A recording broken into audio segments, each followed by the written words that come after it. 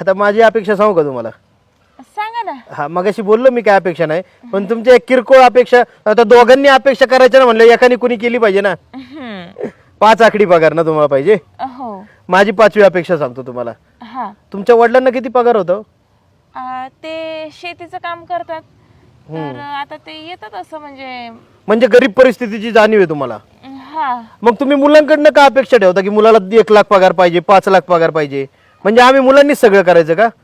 अहो, पगार कमी असू नये, पगार पोटा पाण्यापुरता पाहिजे. अहो, तुमच्यावर जर एवढी अपेक्षा आहे ना, तुम्ही म्हणा ना मी पण काम करू लागते, दोघं मिळून कमवू. आणि नसतील तर थोडं मन मारायला शिका. का पैसा म्हणजे सगळे तुमच्यासाठी? अहो, लग्न जमवताय का व्यवहार करताय माझा? 4थी अपेक्षा 4 चाकी पाहिजे ना तुम्हाला. हा, 4 चाकी तुमच्याकडे आहे का? नाही. आमच्याकडे पण नाहीये. आमची घ्यायची आहे पण ते तरी घेत नाही आम्ही, कारण की आमच्या वडिलांना गरिबीची जाणीव आहे. आम्हाला तो काही वेळा फाजील शौक वाटतो. हा, आमचं कुटुंब मोठं असतं तर घेतली असते आम्ही 4 चाकी, पण गरज नसताना कधी फाजील शौक केले नाही आम्ही. आणि 3 BHK फ्लॅट पाहिजे तुम्हाला. हा, तुमचं पत्र्याचं घर आणि तुम्हाला पुणे मुंबई 3 BHK फ्लॅटवाला मुलगा पाहिजे का? अहो, म्हणजे मुलांनी करायचं काय? लाखात पगार कमवायचा, फ्लॅट पण घ्यायचा, काय कर्ज फेडू फेडू मारता का? अहो, ज्यांना खरंच संसार करायचा आहे ना, एका खोलीत पण संसार होतो. केलं पाहिजे असं आहे. माझी इच्छा आहे, घ्यावा फ्लॅट, घ्यावा सगळं घ्यावं, पण अशी जबरदस्ती नाही ना केली पाहिजे. लग्नाआधी मुलाचं वय काय असतं? 20-25-25व्या वर्षात मुलांनी सगळं घ्यायचं का?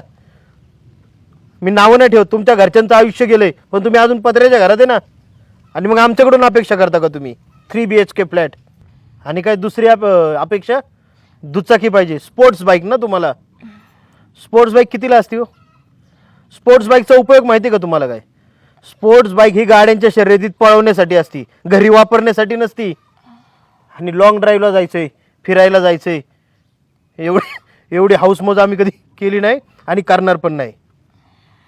स्पोर्ट्स बाईक घ्यायची. अहो, स्पोर्ट्स बाईकपेक्षा एखाद्या गरीबाला मदत करेल मी. अहो, गाडी कुठलीही घेतली तरी तेवढ्याच अंतरावर जाणार आहे ना. हा, ॲव्हरेज ठीक आहे, काही सुख सुविधा असतील ठीक आहे, का स्पोर्ट्स बाईक?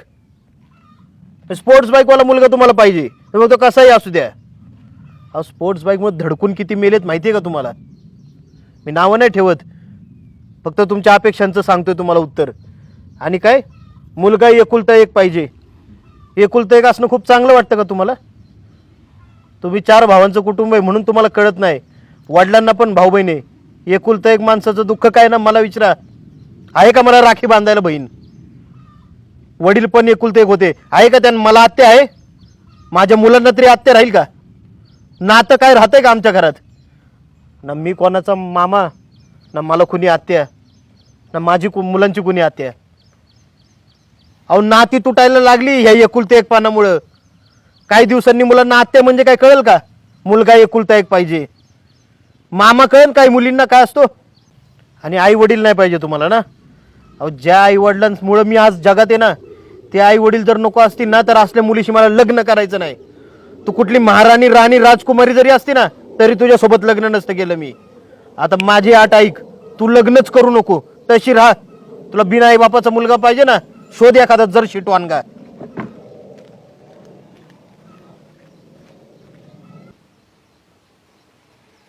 माझंच चुकलं वाटतं. मी माझ्याच भ्रमात होते. मला हे पाहिजे, मला गाडी पाहिजे, बाईक पाहिजे, 3 BHK फ्लॅट पाहिजे, चांगला कमवणारा नवरा पाहिजे. पण तो जे काही बोलला ना, ते खरं बोलला. जे काही त्याने पटवून दिलं ना, ते योग्यच आहे. मुलींनी पण सगळा विचार केला पाहिजे, परिस्थितीची जाणीव ठेवली पाहिजे. आता हा विचारच डोक्यातून काढते.